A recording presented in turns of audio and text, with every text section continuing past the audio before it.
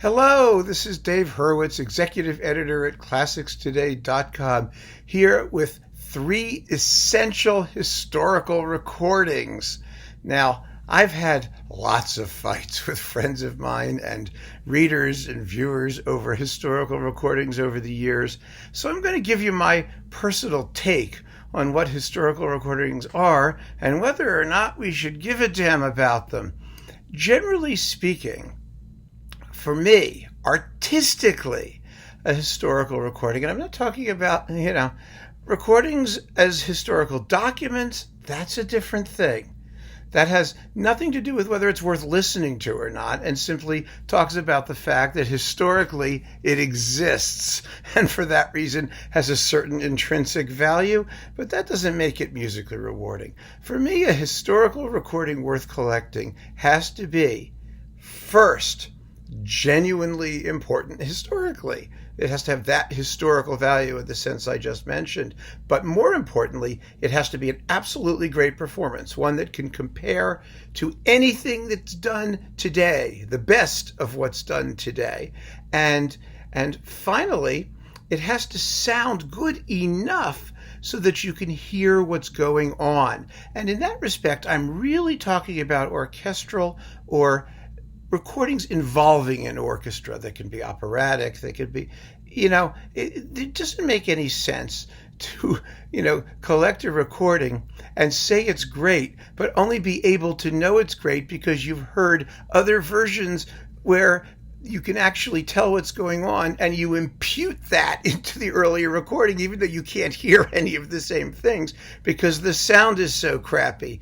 I mean, there's a big difference between historical recordings of orchestral music, which is what we're going to be talking about, and piano music, chamber music, things where there are fewer instruments, so the issue of basic audibility of texture isn't so much a question. It's a question, but not as big a question. You can listen to historical recordings of Schnabel doing Beethoven, from the 30s, or string quartets and things, and you get a pretty good sense of what everyone's doing. But try an orchestra. It really matters because whole swaths of texture could be missing.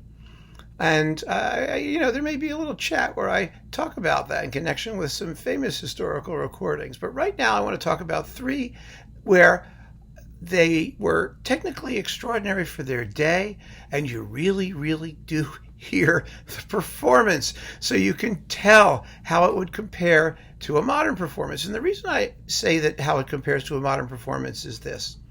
There is, in the basic repertoire, and I say this absolutely dogmatically, nothing, and I mean nothing so unique about any historical recording that hasn't been, good heavens, that's the cat. Yes, dear?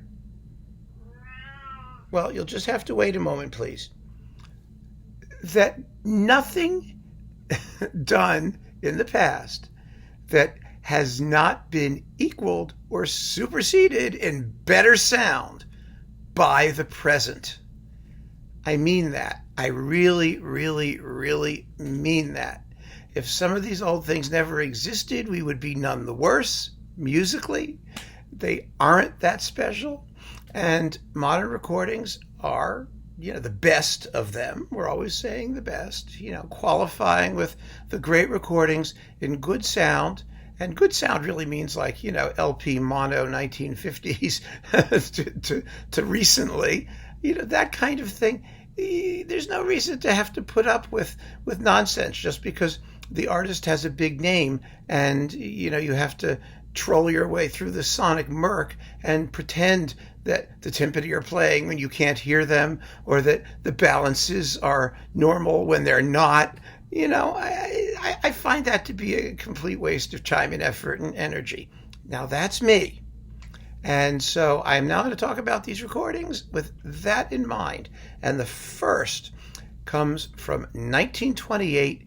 It's Wilhelm Mengelberg's Ein Heldenleben with the New York Philharmonic. Now, he remade it in the 40s with the Concertgebouw, a performance that isn't as good, that's not as exciting and not as fluid and also not as well played. But It's here in this enormous Mengelberg cube. It was also out on RCA. It's available on a bunch of historical labels because it's in the public domain.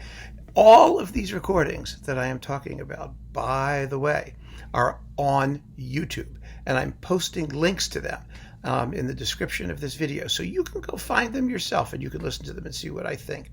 Anyway, this Einheldenleben is important for the following reasons. Number one, it was written for Mengelberg and his orchestra. It was dedicated to Mengelberg and the Concertgebouw in 1898. So Mengelberg had certainly a special feeling for the work. Two, he hadn't become quite as perverse as he later got. I mean, Mengelberg was a very brilliant conductor who had real issues of taste. He was a terrible narcissist.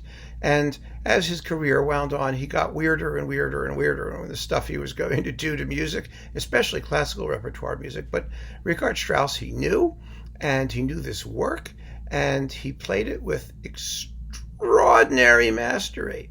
And three, this was one of the earliest and most successful electrical recordings. Remember, electrical recording came in around 1926. This is only 1928. Now, granted, at the climaxes, and when the huge orchestra is really going, everything kind of clogs up and there isn't so much dynamic range. But on the whole, there is a remarkable level of detail, and the playing is really, really extraordinary. I mean, I can give you just one example, which you can listen to right at the beginning when you hear the opening tune, which they really grind into it.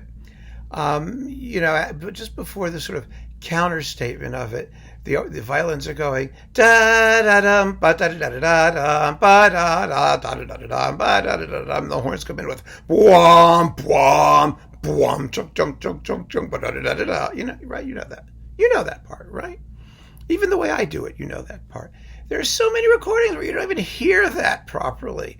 But Mengelberg was one of those guys who loved to dig around in the texture and bring out an important instrumental line. And so even though it's a primitive 1928 recording, you hear things in this performance that you are not likely to hear, even in modern ones, and not because the sound is crappy, but because that's what the artists are doing.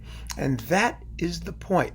And in all other respects, it's an absolutely extraordinary performance of a very problematic work. I mean, it's Einheldenleben, right? I mean, don't you wish they would leave out the violin concerto bullshit in the middle and sort of, it should really end at the battle, right? With the hero's victory, right? I think Strauss should have made a suite from Einheldenleben. You do the hero, then the love scene, and then the battle, and then the victory, and then it stops. Wouldn't that be terrific? 20, 25 minutes, you'd have all the best bits. But instead, no, you got to do Strauss writes his own greatest hits in the hero's works of peace, and then because he's German, he has to be revolted and withdraw from the world and await his transcendental apotheosis in death. I mean, it's all such foolishness. It really is. And it has to be sold really persuasively.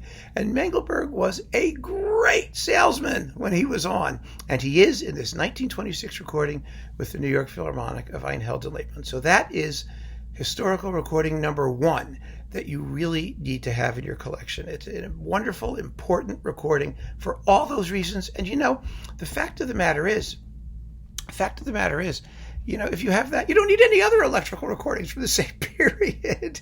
I'm just kidding. But I'm just saying, it really is outstanding of its type, and it's good of its type. So you'll have something of its type, and you don't have to feel pressured to do more. Next, we jump to 1936, also sticking with the New York Philharmonic, interestingly enough, and the Toscanini Beethoven 7th. Well, why is this important? Well, because first of all, it's Tuscany'S Beethoven, which was a major event. Second of all, because it represents what some people regard to be his best period with the best orchestra he ever had to work with. But most importantly, and this is where I think it really matters, because this 1936 Beethoven 7th was the performance, the commercially released performance that established a standard a standard. Toscanini was like the Tiger Woods of conductors when in golf. Tiger Woods was so far ahead of everybody else in terms of the kind of demands he made and the excellence that he achieved. Technically, you may argue with the interpretation. I'm not talking about that right now, but technically, that everyone else caught up. I mean, it took a while, but you had a younger generation that saw what this guy could do, and they worked their butts off until they could do it too. And that's what happened with orchestral playing, particularly. It took a while, but Toscanini's New York Philharmonic recordings established the standard to which everyone else aspired. And he took the orchestra on tour, and he went to Europe. And remember, George Sell had this fantastic quotation where he talked about how we never knew an orchestra could sound like that. It changed the way we thought of what orchestras should sound like immediately. And it really was an extraordinary thing. And so this New York Philharmonic Beethoven 7th is crucial, not just because it's old or historical, but because it is historical in an epic-making way that everyone else wanted to follow. And it's not just technically a great performance. It is. The orchestra plays with astonishing rhythmic acuity and precision and fabulous balances, but it also sounds very good. And this particular transfer, now you can hear it on YouTube, but this particular transfer is my favorite, and I've heard a zillion of them.